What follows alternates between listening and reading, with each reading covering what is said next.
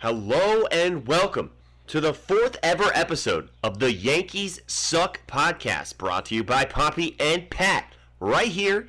And, Well, shit, man. Why do we decide to start this podcast this year when the Yankees just keep winning? I don't understand what's going on right now.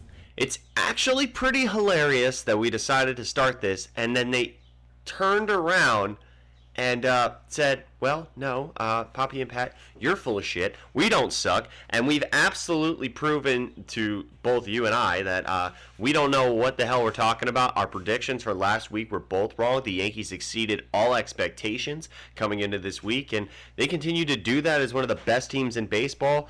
And it was not what any Yankee fan could say they expected coming into this season. I don't think anyone definitely could have seen this coming. I just want to say that I had the Rays winning this division, and I'm starting to laugh at myself now. Because I don't. I mean, the Blue Jays might have been a better bet. That's probably what it that makes more sense in my head now. But, Yankees are blowing it out of the water, man. And nobody else is touching them right now. It's just insane that they've been able to amass the talent on the field. Everybody is still hot. The pieces that they put together, a lot of people thought Donaldson and IKF were meager signings. They're fucking putting in work.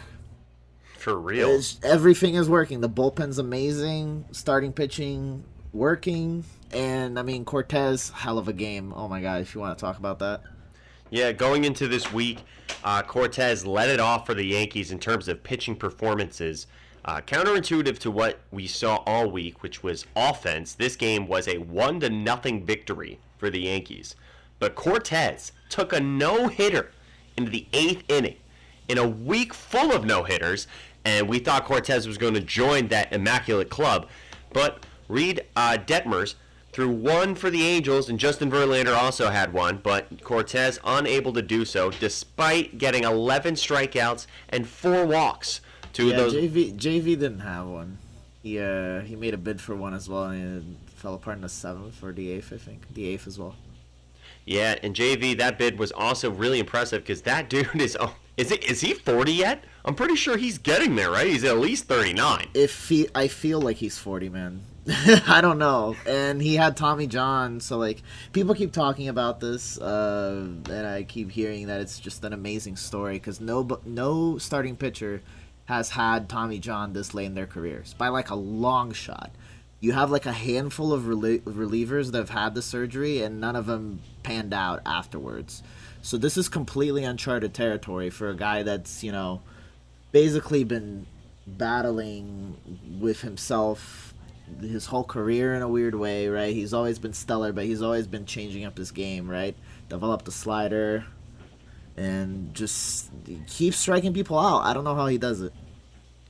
It is really impressive, and honestly, you got to give it to Justin Verlander. As much as I hate him, and will continue to tell you that here on the Yankees Suck podcast, and I only hate him because he's so good, and he reminds me of a modern day sort of Pedro Martinez, where he steps up on the mound and you just kind of know that he has it in his mind. He's a gamer. The dude is literally still doing it at 39 or 40 years old with 11 strikeouts and 4 walks was Cortez. I totally fucked that up. Holy shit. But yeah, Justin Verlander, absolutely an impressive performance. Got to give him credit where it's due, despite the fact that I hate him so much. You got to be upset a little bit, of course, for Cortez. He was unable to come up with the no-hitter. We keep mentioning that in the bottom of the 8th. The hit did come, but Judge did get through as Rizzo got a base hit to score him, and that's all that it took for the Yankees, as the bottom of the 8th was all she wrote, and the Yankees ended up winning the first game of the week, and we'll trade places here. Poppy's going to tell you what happened as the Yankees hit the road and moved on to Canada. Yeah, I was really looking forward to this series with Toronto, and they had some early offense in the first game. Espinal hit a deep shot. Hicks almost caught it. It was like a weird play where Hicks had it like a weird look at it, and it kind of bounced off of his wrist and then bounced off of the top of the wall. Now, if it bounces off the fielder and out, it's still a home run. but this actually bounced in fair territory. And because of the way that that all worked out, they ended up giving him a triple, which Oof. usually they're doubles. And Right. I don't understand. But, like, either way, it ended up scoring 3 runs in that inning for them. And it took until the 6th for the Yankees to break through. DJ and Judge had base hits against Kikuchi, finally chased him out of the game. And Yimi Garcia, the replacement, gives up a Stantonian home run to tie it. Super bomb. And then proceeds to quickly get ejected on the next pitch. We'll talk about that a little bit later. It's going to be our special topic today. Unfortunately, in the 8th, Choke Green comes up, allows the Blue Jays to score 2 after a big triple by the man himself, Lourdes Gurriel Jr. I hate My Choke favorite Green. player on the Blue Jays. Even though Vladdy is, Vladdy's king, but, like, I love Gurriel, just the way he takes ABs. Yeah, Choke Green, not so good that game. You know how he is. He's on, he's off. He was off that day. And then the big man, I mean, this was the story early in the season. Jordan Romano had 30-something consecutive saves dating to 2020. And he would end up walking Trevino and then walking LeMahieu on close calls to set up Judge for a big walk-off homer. And the big man has done it again. All rise! Yeah, and it was his first walk-off homer ever in his career, and boy, was it a moonshot. Honestly, that he destroyed that baseball. Wouldn't be surprised if some of the hairs on the ball came off after he hit it. Honestly, it was one of the cooler moments, and really, I think that's the moment where a lot of Yankee fans can kind of cement, damn, I think this team might be kind of special this year. Yeah, that was a crazy game. It's one of those games that really fires you up, and it shows through, the way that they handle the next couple of series, or the next couple of games, I should say. So, the second one against the Blue Jays, Toronto came up early again.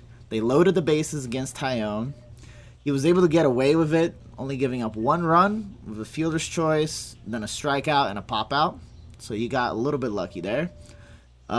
Big man early in the game for the Yankees was Gleyber Torres. Gave him the lead with a 3-run shot to right center. Beautiful thing. Tyone eventually would get chased out in the 6th. Michael the King comes on. And again, not so hot outing for him once again, because he was super hot early in the season, but he gave up a deep fly to Matt Chapman. That cut the lead to only 1. So now it's 4-3. It could have been more, honestly, with that inning. With 2 outs, there was a weird play. Espinal sent a grounder to Kiner Falefa, and he didn't, pick it up quite cleanly. He kind of, dropped the ball, juggle grabbed it, and then he got real lucky, though, because Alejandro Kirk didn't slide into the bag. He actually ran over the bag and ran through it. So when Kiner Falefa fielded it to Torres, Torres was able to then tag him out before he got back to the bag. And that was honestly their saving grace that game. Gleyber Torres would come up big again later, scored 2. It was Glaber Day. It was Gleyber Day, absolutely was. And it was after Rizzo walked and LeMahieu doubled, so they had 2 runners in scoring position. So just a nice solid single there. Blue Jays tried to come back in the 9th. Again, super, tight-knit game this one. Chapman was able to close the door, though. Wasn't tightest, outing for him, but he still did okay. Was able to strike out Vladdy, so still a dub, baby.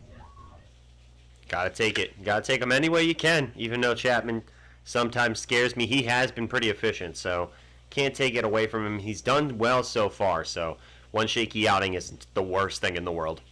Well, the thing for me is that his off-speed pitches still look really good. If he can just command the fastball, he's still an elite pitcher. He just needs to not give up those walks, honestly.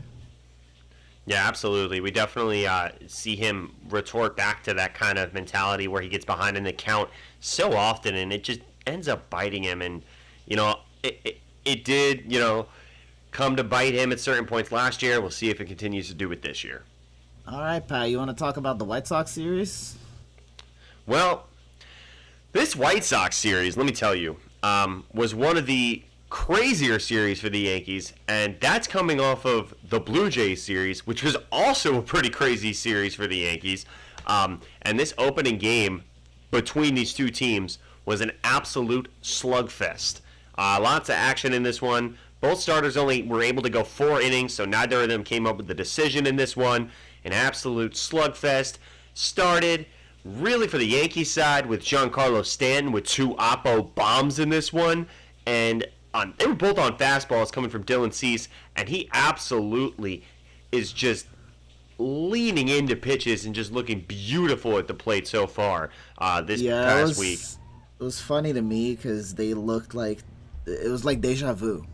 It was like fastball down the middle, he catches up to it, Oppo bomb, like because he has the power to go Oppo whenever he wants, and it was just like a beautiful thing to see that he's just that consistent of a hitter. Yeah, no, definitely. And it ended up being a crazy game. The Yankees jumped out 7-4, and then in the 7th inning, the White Sox ended up tying the game off a 3-run shot from Mercado to dead center. And that's a moment where you're like, oh no, this is bad, because the Yankees, their offense was hot. You were happy with that. They scored 6 runs in the game, 2 games before that, and then they had 5 runs in the game before. They scored 7 in this game. You're thinking like, all right, you've done enough.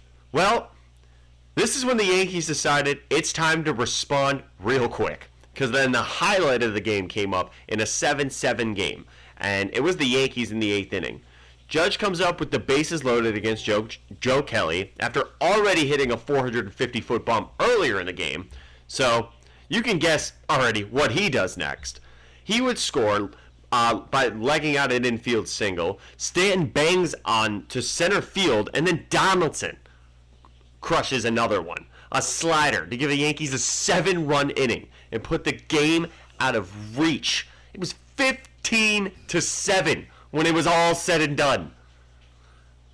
Yeah, I'm so glad they showed Joe Kelly what's up, because he's one of my least favorite persons. And not only because of the way he acts sometimes off of the field, but just the way he looks on the mound. He looks like, I don't know, a little rat. I don't like him. I mean, personally... Does he not look like a rat, bro? Am I crazy here? Like low glasses, weird sneer in his face. He definitely's got a weird look. Touches his face every couple of seconds. I don't know, man. Yeah, no, Joe Kelly is a little bit of a weird guy, but I don't know. I appreciate his fieriness, but I get it. He also had a little bit coming with that one. The Yankees just definitely were just so hot coming into that, and they just challenged a little bit. And, I mean, you got to give them so much credit. And Donaldson, his home run, he was so happy about that. I know he's had a little bit of a slow start to the year, so especially with the Yankees offense, it was big for him to come up with that win. And then the next day, well, when it rains, it pours, and the White Sox learned that the hard way.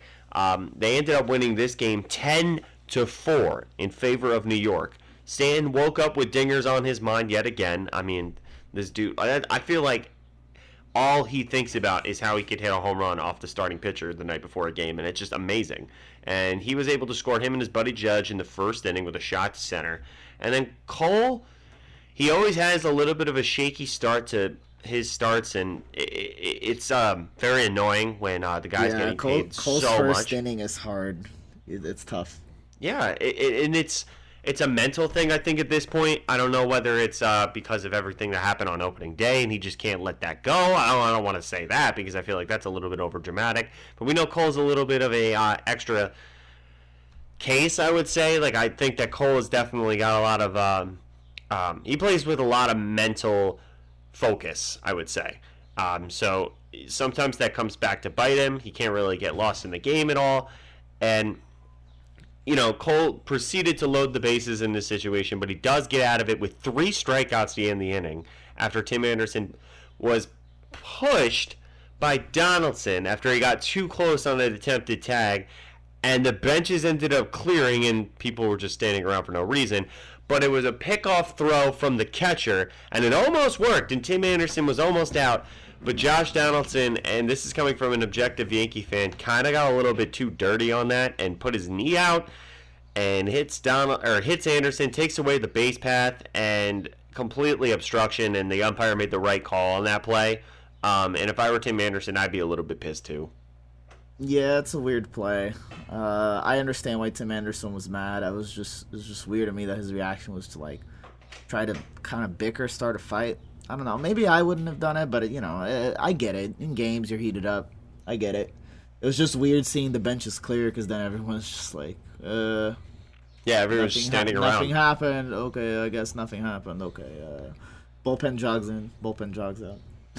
Yeah, they really should make a rule that if you step on the field, you should get either suspended for a game or let them fight. Honestly, you need one or the other in baseball because it just looks ridiculous for everyone to just stand around and have like a press conference in the middle of the field with each other when they like. Yeah, they're really not supposed to do that at all. It's supposed to be a fine, I'm pretty sure. Yeah, there is supposed to be fines given, and in some leagues, if you step on the field and you're not supposed to, and obviously this is not professional leagues, like that is a suspension in some cases. So, but can you imagine suspending 25 to 26 major league players who all stepped on the field to defend their team? It's not going to happen, But oh, man. It's just, honestly, they need to do something to kind of either prevent teams from doing something like this, or honestly, someone just give the two of the guys that are in contention boxing gloves and let them just duke it out like it's hockey. No, I'm just kidding. I'm not condoning violence here on the Yankee Suck podcast, but all I'm saying is that if you're going to go to blows and you're going to do that, at least give the people a show or something. Like, at least Rougned Odor, and by the way, today is actually a TBT to that. Today is the anniversary of that punch heard around the world where he punched Jose Bautista back in 2016 in the face. And I think everyone wanted to be Odor in that moment and just punch Bautista in the face. Yankees fans for sure. Oh, 100%. And I think also Bautista just has such a showboatiness to him. There's obviously that clip that came out that he was, some fan was heckling him, which obviously the fan's a douchebag for doing it. But you have, Bautista coming out and saying, well, I said something about how his checkbook was too big or something, and it's just such an egotistical asshole thing to say. And, that's why I think everyone was happy he got punched in the face. But, at least in that moment, there was some sort of contention that was, realistic. And it's just kind of dramatic for everyone to come out and not have anything happen. I can understand Tim Anderson bickering to circle back to the moment. But I also think that Josh Donaldson is a little bit of a dirty player. He always kind of has been. And he showed it in that moment that he's competitive. That's for damn sure. Competitive for sure, yeah. That's the word I would use to describe him. It's like it's hard to draw the line. It's hard to draw the line for sure. I agree with you though that just like if you're gonna have benches clearing, then something's gotta happen. There's gotta be some sort of punishment because otherwise it's like what happens 80% of the time, honestly, in baseball. Yeah, nothing. Quote unquote fights is that nothing happens. Two guys get into a verbal argument. Right. And it ends. It's like, all right. There's a sort of level of respect in that, and that's fine. That's a part of the game. And absolutely, I'm not going to condone violence, but you should also not condone, all these dudes.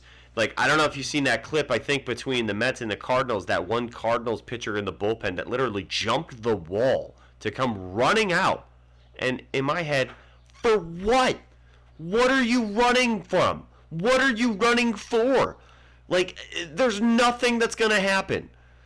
Well, exactly. You have people trying to look for a fight, right, for whatever reason. So I think that it does the opposite of calming people down most of the time. I think it might cause a situation where people get more riled up because they feel like their buddies got their back, or that someone else is going to start some shit. That has nothing to do with what was happening at the moment. The only part that I really have an issue with is that he did, in one angle, really look like he did kind of shove out his knee at Tim Anderson a little bit, and that kind of looks like an attempt to maybe hurt Anderson, and that's not okay. So that's the only part that bothers me. Honestly, he's a competitive guy. He's trying to get the edge. He probably wasn't thinking to hurt Anderson in that moment, but instinct is a part of who somebody is as a fielder. So you got to take that into consideration. But I mean, it's a bang bang play and a hard nosed baseball play, whether or not or how you draw it up. Yeah, I agree. Well, moving on from that incident, though, rest of the game was still pretty interesting for the Yanks. Hicks, LeMahieu, and Donaldson picked them up for 3 more runs, and Judge added to that with another bomb in the 4th inning to make it 6-0. I just love seeing Judge at bats, man. Cole got out of kind of another jam. He had runners at the corners with 2 outs. Tried to throw the first, but DJ wasn't there. So he actually ended up balking in a run, which sucked. He got out of that inning, though, just to 1 run.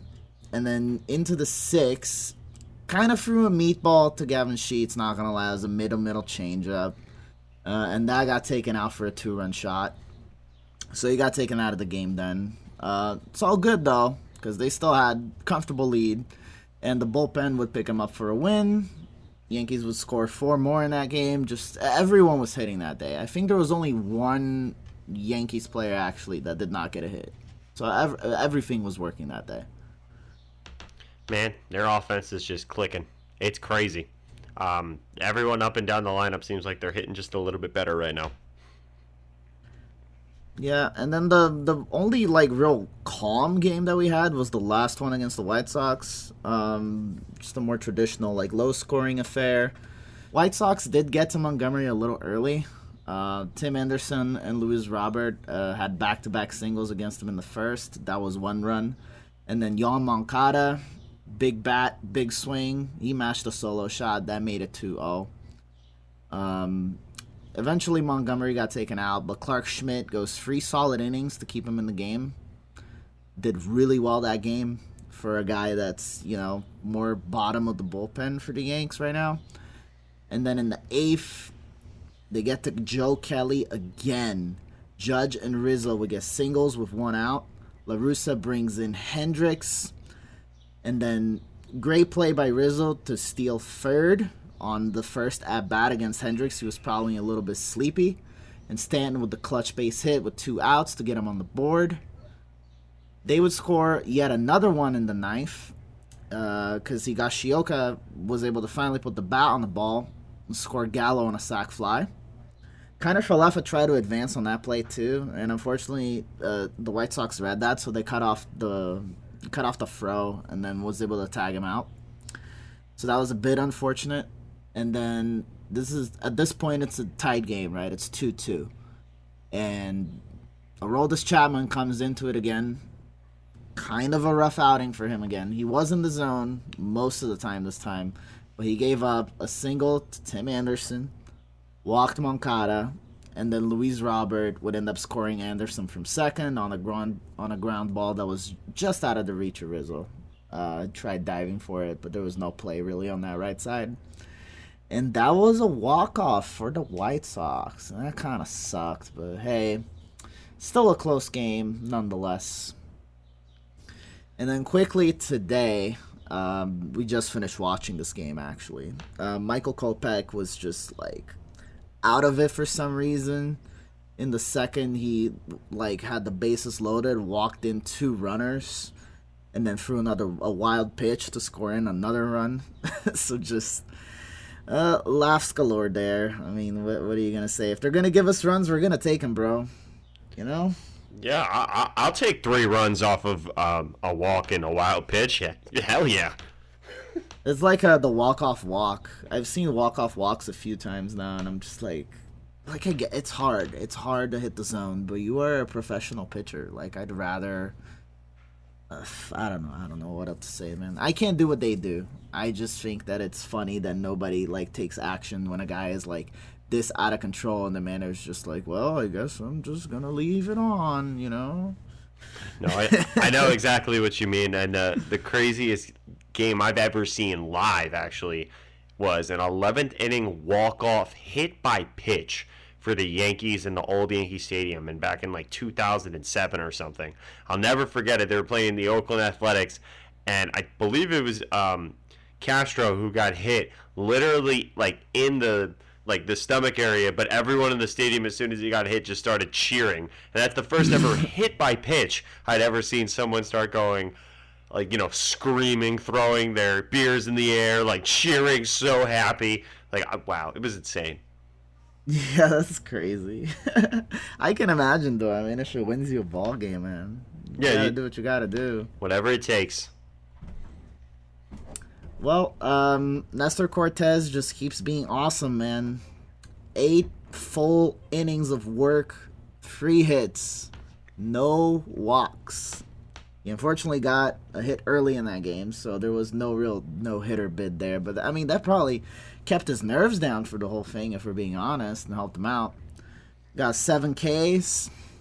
And then the big fly in this game was off the bat of Joey Gallo, which is not a name we've been saying very often on this podcast, but he did pretty well. And the Yankees ended up rounding that one off 5-1.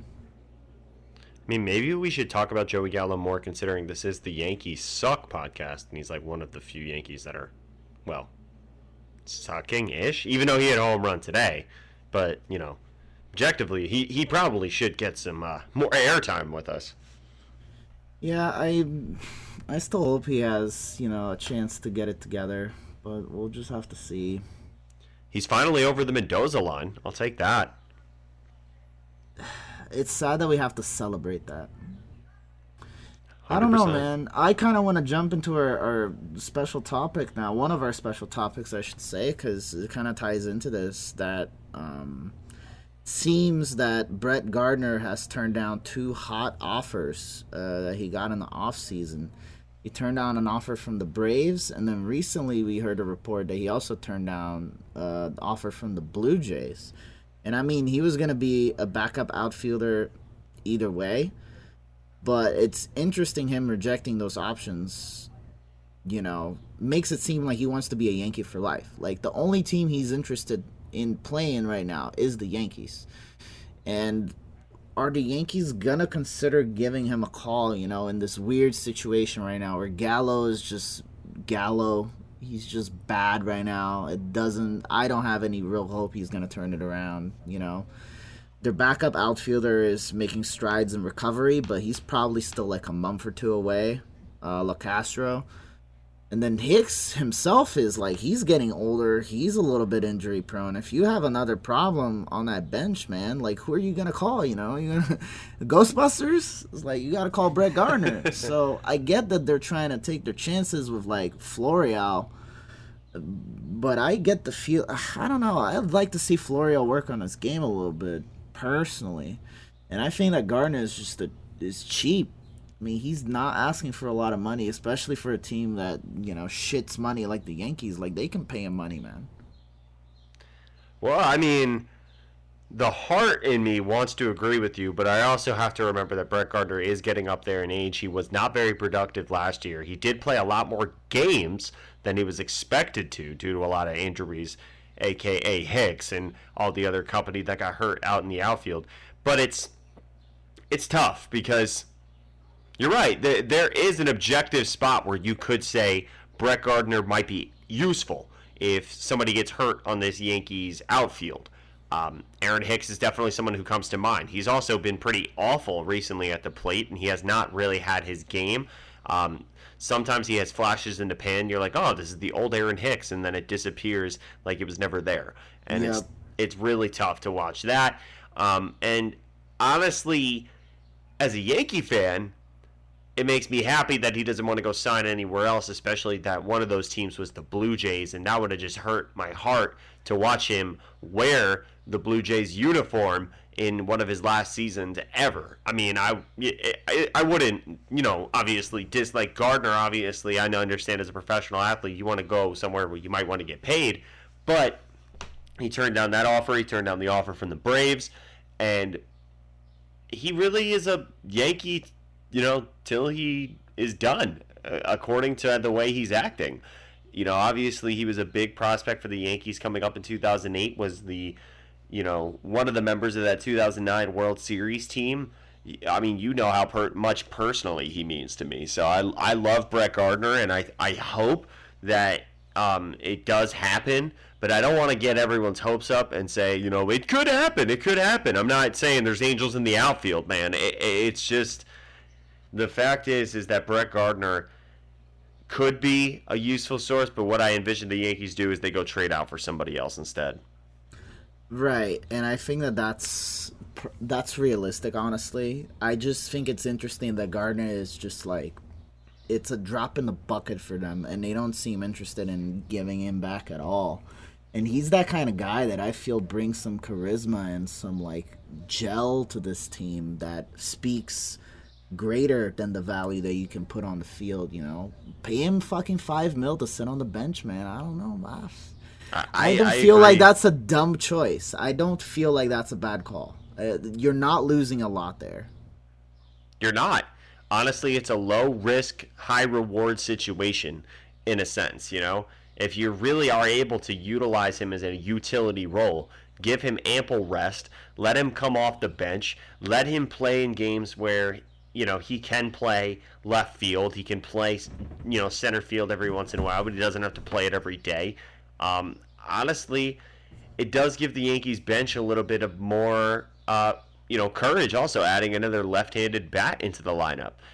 So that's another thing. Although Joey Gallo was brought simply for that reason, he was upgraded Brett Gardner with power and command of the strike zone, and his ability to walk was something that we thought we'd see a lot more, but he hasn't really done much of that or hit the ball, so that's a problem. But at the same time, I worry that I don't want my heart to get in the way of winning a championship for the Yankees, especially because Brett Gardner was a part of a championship team, but he was very young when that did happen. So that's different. It's been a long time now. It's just funny to me that with the numbers Gallo's putting up, I mean they're basically interchangeable. But I agree with you. They're gonna go out for some kind of big name later, probably closer to the deadline. Who knows who that's gonna be, man? It could be, could be Juan Soto, but that's unrealistic if we're being honest. Yeah, I don't see something that drastic, but I do see them going out for one of these outfield prospects that looks like they're going to be making some noise. I could definitely see it happening, especially with the way Joey Gallo has played, and I think, honestly, you give that guy a change of scenery the end of this year, he might actually stun some people with how well he's going to do somewhere else. Some guys just can't handle New York, and Joey Gallo just kind of looks like that case. He never really has felt comfortable here. Yeah, it's funny like that, right? And it seems to happen more with New York and Boston and LA teams, big market teams, big crowd teams that something gets in their head about that kind of pressure that makes them not work as effectively. That's just my theory on it, but I think it's a real phenomenon. No, I definitely could agree with you there, and I think that it's definitely a phenomena of having the big moment and how it can really stress a guy out to a point where he's not going to produce the same way he would in a different moment. So honestly, you trade Joey Gallo to some team in the NL that's just tanking right now.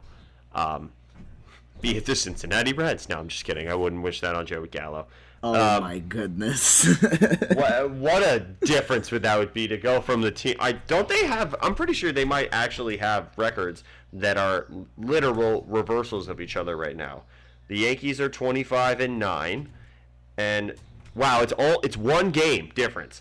The Reds are 9-26, and the Yankees are 25-9. So if the Yankees win tomorrow before the Reds lose again, that would be the standing, which is crazy. Oh my goodness. Can we just talk real quick about the fact that today the Reds lost a no-hitter by, being the Reds? I can't remember the last time I've heard of a team losing a no-hitter, but if that's not the story of this year when it comes to how bad it's been for Cincinnati, I don't know what it can be, other than the fact that they started this season with, what was it, like 3 wins or something like that. And now that, they won a couple and everyone's like, okay, they're starting to turn things around. Yeah, well, then this happens. Yeah, just for people that don't know, they walked 3 people to load the bases in the 8th inning, and they hit a fielder's choice. The Pirates did, and that was the only run in the whole game. The Reds couldn't score a single run to support their pitching. Can you imagine sitting there as a Cincinnati Reds fan, and that's how it ends? Oh my god. Oh my god. I was also gonna say, can you imagine passing up on Castellanos or letting Castellanos go to get Joey Gallo? Well, man, it could have been a different story. Oh my goodness. Can you imagine? Well, I think the chance of Joey Gallo getting traded or them moving around some pieces is really high at the moment. I just wanted to throw out, Gardner is still out there. I know there's no Angels in the outfield, but there's an Angel behind that strike zone, so maybe he gets some calls his way. He's that old. He's got some rapport with Angel Hernandez, most likely. Yeah, that. I don't think anyone has rapport with Angel Hernandez. I don't think Angel Hernandez has rapport with Angel Hernandez, but I do see where you're going with that, and I think that honestly you're right about Joey Gallo. He definitely has a ton of trade value, especially being the fact that he's in a contract year. So the Yankees, when that was a big value point for them last year when they picked up Joey Gallo, that he had an extra year of control, this might end up working in their favor to get him moved out of New York. But we'll see how that turns out. But moving to the second special topic of today, we're going to circle back to something that happened earlier in the week, back on the 10th. Earlier in the game when the Yankees were able to tie it up despite going down 3-0, Giancarlo Stanton hit a 3-run bomb off of the reliever Garcia that came in. And then he threw one pitch to Donaldson, the next batter, and then the second pitch came upstairs with a fastball, and it kind of looked, it may or may not have been intentional, but it definitely slipped away from Garcia. And we also heard that the catcher and Donaldson in the last inning apparently had some beef going on. They were having a discussion behind the plate. Tyler Heineman was apparently not happy with something with Donaldson. Donaldson would not elaborate in his post-game interview, just saying that they're both competitors. But, I don't know how I feel about what followed. So the umpires, after this happened, got together and were discussing, apparently that discussion, I guess, that happened between Donaldson and the catcher earlier back in the 5th inning. And the umpires decided to eject Garcia, who hit Donaldson. And mind you, folks, this is the reason that this is really weird. Flashback to the at-bat before. Stanton just tied the game. Stanton hit a 3-run bomb to tie the game. And Donaldson gets plunked the next batter. Honestly, that 9 times out of 10 is incidental. I understand there might be some history there. Again, Donaldson is not a very liked player by other teams. That's been a consistent theme for his entire career. And it goes to show that that follows you into this moment. And I don't know how much Garcia really actually meant to do that. What do you think, Yeah, Bobby? so that's my thing. I think there's 2 weird things about it, right? So number 1, usually when you retaliate against a team that just scored a big homer against you or took the lead or tied a game or something like that, they do it a couple innings later. This was the next at bat, which makes the chances of that way lower. I'm of the opinion that it's very rare that a pitcher is out there looking to throw at a hitter. I think when that happens is they talk in the dugout and everybody agrees, okay, you're gonna throw that pitch at him. It's not the pitcher making his own decision. So that's thing number 1 that's weird. Thing number 2 is that the umpires didn't eject him immediately. They kind of gave Donaldson the base, and then one of them was like, yo, word up, come closer, let me talk to you about this, and basically gossips about what Donaldson and the catcher were saying, which is what we heard after the game, and it seems weird to me. How would a reliever coming out of the bullpen even know that that happened? Like, maybe his catcher told him, but why would he? You're coming in to try to close the door on, like, that's not something you tell your reliever when he comes in at the first batter, and then just ejecting him instead of giving out warnings, I think is also the wrong call there. I understand maybe giving out warnings in that situation, but just straight up ejecting the dude is bad. And I agree with Montoya's reaction that he's just like, you can tell when he's coming out of the dugout, he's just like in disbelief. He's got this like cheeky smile on, like, what did you just do? Because I don't agree with that. And I had no idea you're about to throw out my pitcher. Right? Yeah, no, that was insane. And Montoya just had the most classic reaction, just coming out with that cheeky smile like you were talking about. And it was just utter disbelief. And I think everyone, including Aaron Boone, thought it was just absolutely ridiculous. He even said that they thought that they went too far. And it continued on from there. Later on in the game, Loaisiga did throw a pitch near the face of Bo Bichette. It wasn't as close as I think that obviously Donaldson got plunked, but it wasn't that close. Definitely looks like it might have slipped off of Loaisiga's hand. Could have been brushing him off the plate. Yeah, could have. But then Montoya was arguing with the ump, and, he was saying, before that, warnings were put into effect, so how is this pitcher now not being ejected? Which is fair. It really is. It is fair. There's warnings on the field. Your pitcher got ejected with no fucking warning. So yeah. I would be doing the same shit. So then he gets ejected for arguing with an umpire who wouldn't even hold up to his own goddamn call. So it's a bad night all around for the umpires. And obviously he comes out again with that cheeky smile like, did you just throw me out of the game now? And I don't blame him. It's probably the most ridiculous display in terms of calls when it comes to the umpires. And man, have the Blue Jays just really been sucker punched by umpires when it comes to games against the Yankees this year. That's the second time that they've been fucked over by an umpiring crew. Yeah, that's true. That's a good call, actually. And I think that this second ejection at least makes a little bit of sense, because managers can't argue anything to save their lives. They can't, even suggest that an umpire might be human. But, like the ejection part makes sense. But if it was Aaron Boone, he would have done the exact same thing. Would have gotten ejected the exact same way. Yeah, that was just a shit situation all around, and it transpires. That all transpires from the first bad call. That was the call that shouldn't have been made. That should have been at most warnings, but not just throw out your reliever. I dislike when games are affected in that fashion, and I think that even Yankees fans can agree that was a hack job by the umps. They really hurt the Blue Jays in that game. It might have contributed to the Yankees win, if we're being honest.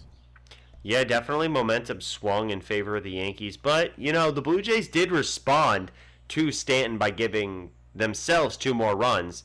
So, in a sense, it was their game to lose at that time. So I won't give them the benefit of the fact, the umpires did throw out, your starting pitcher in this, or not your starting pitcher, your relieving pitcher at that moment. But, I don't know. It's definitely a weird situation. Definitely make an argument towards getting rid of umpires in general. But yeah. we will see how they respond after this season when it comes to that topic. Angel Hernandez wasn't there at least. Or Ron Culpa, for that matter. I'm pretty sure he wasn't involved either. So, somebody made an actually great point, speaking of Angel Hernandez. When Kyle Schwarber was arguing with him earlier this year, did you know he didn't get suspended for that? Oh, really? Not one single game. That's how bad the league knew Angel Hernandez did. Wow. I thought, yeah, okay. Yeah, that's the league's way of saying, by not saying anything, they're saying, okay, we know. We know you suck, Angel. We're sorry, okay? We're not going to punish you this time. Oh, my gosh. Oh boy, I feel bad every time I have to watch that man behind the dish. Cause honestly, like umps can go on power trips sometimes, do weird shit like that, weird ejections, weird calls, but nothing really bugs me more than seeing bad strikes and balls. I don't know why. Just because it's so easy and so immediate, I guess. And Yeah, that's really like that's where Angel really falters. It's like he's everywhere else he's like average, but at the plate he's just horrible. And he's got that stupid strike call where he like looks like he's tugging on like like the horn of a train. He just goes like he reaches up and he tugs. all aboard. Yeah, pretty much. All aboard the not strike. All aboard the ball train. But don't worry though, you throw like a change up in the dirt at Frio, he'll call it for you because he Strike! knows he fucked up some point along the way there, so he has to give you a makeup call, and he knows that in his head. So like Frio, he's just calling pitches, bro. He doesn't care. Every Oh, 3-0 man. count, you just strike the batter's sitting there just sweating. What's it gonna be this time, Angel? All right, Pat. Who was the best player of this week? I think we all know who the best player of this week was. Well, it's really hard to not be the best player of the week when you have brought yourself over a 300 average. It's going to be Giancarlo Stanton. Giancarlo! The dude hit 5 home runs with 11 RBIs, 6 hits overall to round out his OPS at around 1.5. Dude was raking. Honestly, was amazing at the plate this past week. Notable mention also has to go out to Aaron Judge, who had 3 dingers himself. And obviously one of those was a walk-off home run. And we had a strong debate, actually, a little bit earlier about whether or not Nestor Cortez deserved to be in this argument, considering his start today. And also his start earlier this week, bringing that no-hitter into the 8th. So, honestly, a great week for all Yankees. When it comes to, well, most of the crowd. Somebody obviously has to be the worst player of the week. But it was honestly tough to pick the best player when it comes to the fact that everyone was having such a great performance. Yeah, no, this week was really tough. And just a little note on Cortez. Like, he did amazing this week. Like, amazing. Especially for the fact that coming into this year, again, he's slated to be the 5th guy in the rotation, and he's pitching like the ace right now. But I do think that it's easier for a pitcher to have, like a starting pitcher, to have 2 solid starts in a row, even though they were super solid, than for you to have something like what Stan did this week. That's just like every time he steps in the box, pitchers are sweaty. They're like, oh my god, he's gonna hit another one, and he does. So that's just an insane run, and I applaud him for it. And he's just crazy. And right now, he's sitting pretty with a batting average above 300. He just accomplished that this week, and I feel like if he can stay up on that number, like if he can stay above 300 average, it would be insane with the slugging that he has. I mean, that's MVP caliber, without a doubt. Definitely MVP caliber indeed. But speaking of opposites today, give us our worst player of the week, Poppy. Yeah, this one's a little tough, but really, ultimately, I have to give it to Aaron Hicks. I debated giving it to a few other pitchers, but Hicks just had a really bad week at the plate, man. He doesn't look comfortable out there. We talked about it a little earlier. He has, like, flashes in the pan where he comes up with a big knock, makes a big play, but this week was not like that at all. He had 1 hit, 20 at-bats. He played in every game this week, so he didn't really have an excuse. Did take 5 walks. Still has his eye with him. Stole a couple bags, which was interesting. But, I mean, it's hard for you to account for that when you're batting .050. So, at Yeah. the end of the day, you got to do a little better, man. I'm sorry. And I mean, I do believe, he's not going to hit .050 the rest of the year. I just think that this was a down week for him, unfortunately. And I want to see the Yankees have a new outfielder, man. I'm tired of seeing Hicks and Gallo because we already have a black hole at catcher. Like I'm fine with that. I'm cool with that. But give me an outfielder that can hit that's not called Aaron Judge or Giancarlo Stanton for that matter. No, I definitely agree with you. I think that they need to kind of get some new flair out there. They got some prospects coming up. Obviously, they got Dominguez deep in the system, and Estevan Florial, who's made a little bit of appearances here and there, obviously. So it'll be interesting to see. They also do have Miguel Andujar, so that's another person to think about when it comes to putting someone in the outfield, even though he came up as a third baseman. So interesting in terms of that. But yeah, again, tough week for Hicks. It looks like he's just trying a little bit too hard out there. That's just honestly what I've been feeling, and maybe he's trying to, come up big for missed time. But honestly, if I could give anything to Hicks, I would just want to grab him by the shoulders and just tell him to slow down, take it one at bat at a time, and just really remember that your role in this team is not to be a superhero. It's to continue to just get the bat into the next guy in the hands. You're not the power guy in this lineup. You're the switch hitter that is supposed to be getting on base subjectively and stealing bases when you can. Obviously, he's a little bit older now, but Aaron Hicks is a guy I've really appreciated for what he was able to do for the Yankees for quite some time, but injuries have come to bite him, and I hope that he has a better second half to the season, but I'm not sure if we see that out of him. Yeah, we'll see. I understand though when you're surrounded by big time hitters that are always thinking about the big moment, the big fly. It can get in your own head a little bit when you're a guy like Hicks and mess with the approach that you're trying to have at the plate. So it happens. This week was kind of crazy. There was a lot of high scoring games. There was a lot of crazy offense. Some games that had twists and turns, like opponents taking the lead and the Yankees taking it back. So I understand in games like those, it's easier to lose focus than it is when you have a slightly comfy lead, or you got your starter pitcher dealing and you can do some stuff. So maybe he'll pick it up. I am curious about Florial. He seems like who the Yankees prefer, at least at first, to try to bring up to this basically a backup outfielder role. I'm curious about him. I haven't seen him play enough. I did see him play a little bit last year, and he's clearly shown the wheels. But I want to see how he handles the bat a little bit more. We saw his first ever career home run. You and I we saw that live. Wait, that was him? Yeah, it was Estevan Florial against the Phillies. Oh, shit. That kid's good.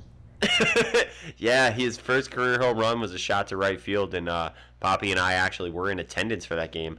And I remember I do sitting remember there. that game. Yeah, we went to go see Didi the Gregorius. That's who we wanted to see that day, honestly, and we ended up seeing Florial. Yeah, and Didi was there. He just hasn't been the same ever since he joined the Phillies. And honestly, I think that you could say that about a lot of the guys who play in Philadelphia right now. But sad circumstance for them. But give us some of your predictions for this upcoming week. The Yankees got some big series coming up. They're going to go to Camden Yards to play the Orioles for 4 games, and then the White Sox.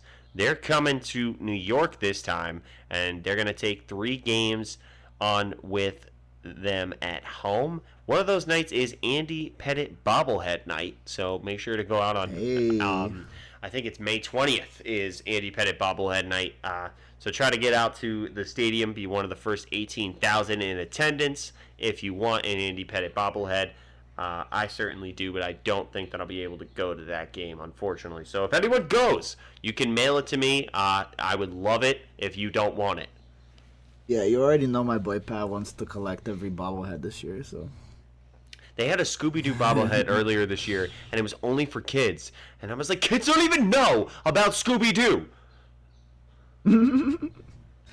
Man, that's definitely not a kid's thing. I do wish though that they were built a little better. I feel like some of them fall apart. And that Oh yeah, they just really, I don't know. They aren't built to last per se. yeah. I have mine in like a glass case that I got on Ron Guidry bobblehead night one time. But Ah, there you go. yeah, but honestly, you're right though. If I took it out of there, though, it'd probably fall apart. Well, just playing with it, it does. If you keep it, if you keep it still, then whatever. But if you treat it like the toy that it is, it kind of like scuffs real easy. I don't know. No, definitely. They're still fun though, for sure. Okay, this week though, I mean, what else can I say? They're on a fucking roll. They got bullpen. The O's aren't gonna beat them, man. I think they take 3 against the O's, and they whoop the White Sox again, man. Whooped their ass before, so I mean, they win 5 or 6 games this week again. If that doesn't happen, if they get a losing record next week, it'll shock me. Yeah, I think that one thing to take into account is that 7 games is a lot to play in one week. That means you're playing a game a day. So um, I don't know if fatigue will be a factor for the Yankees coming into this week. It definitely helps when you're going to play the Orioles. When it comes to just getting some games under your belt, maybe getting some other guys in there. So maybe 3 out of 4 against the Orioles. I'll go with you on that. And I think that they might take a tough series loss against the White Sox. I'm predicting it here on the Yankees Suck podcast, mostly because if they don't start sucking, we're gonna have to change this goddamn name. And and honestly, I think that's the series that maybe the Yankees take 2 losses because fatigue might play into effect. White Sox definitely want to get a little bit of revenge after losing 3 out of 4 to the Yankees back at home. So, Well, it's curious though. I watched a weird amount of White Sox games this year so far. I don't know why. And I'm convinced that they're like the big lie of 2021. They way overperformed that year. I don't think they have the division on lock at all. I think they're going to have a tough time this year. yeah, But we'll see. the AL Central is definitely going to be a crapshoot. Not really sure how that's going to pan out, especially with the Twins losing Correa now, and they're biting themselves for trading IKF. And there's so many things happening in that division at the same time, and nobody really knows who's going to take that on. So it's definitely not going to be an easy shot for the White Sox, though. I think that you're right, though. That they're definitely a little bit of a fake it till you make it, and they made it pretty far last year. I don't think that they're going to do any damage this year, though. Well, yeah, and just the fact that the Twins and the Tigers have made big upgrades this offseason, so.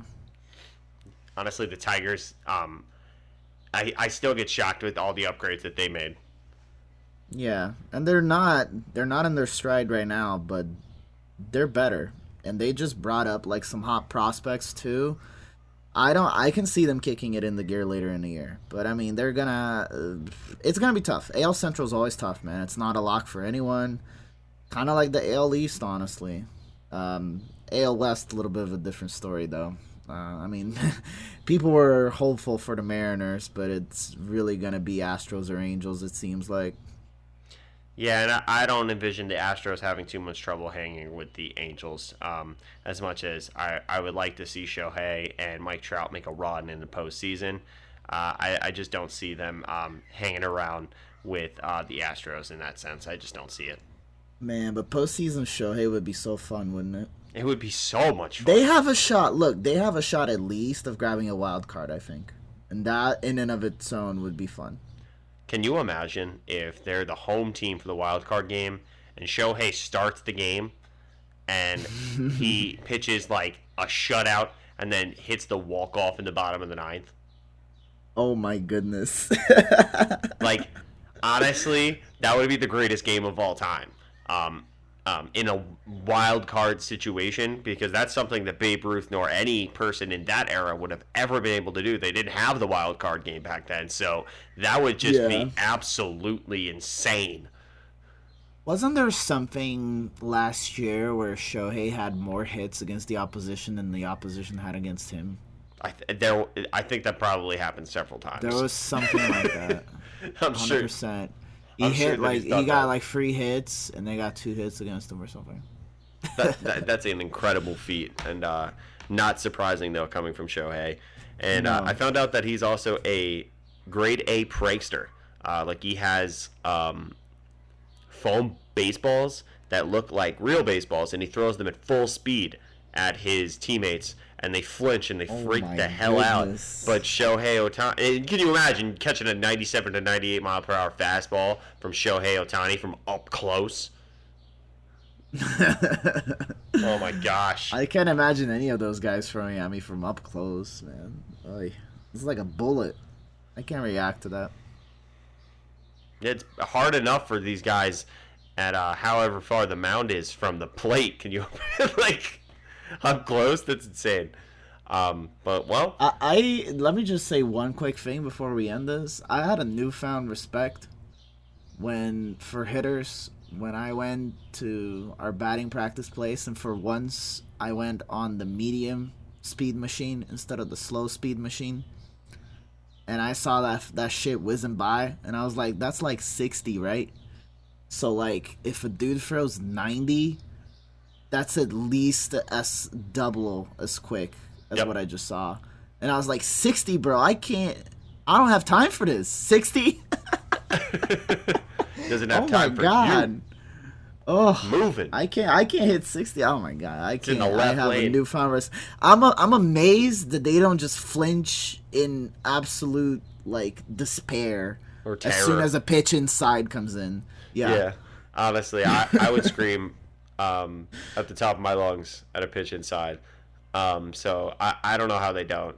Or they take those like those guys who are taking them off the dome or anything like that. That's just wow. Ooh. Like but you're right. Like as soon as you step in the box and you really see what a 90 mile per hour fastball looks like, you have no idea what the hell these guys are able to do, and it's so impressive when you think about it in that sense.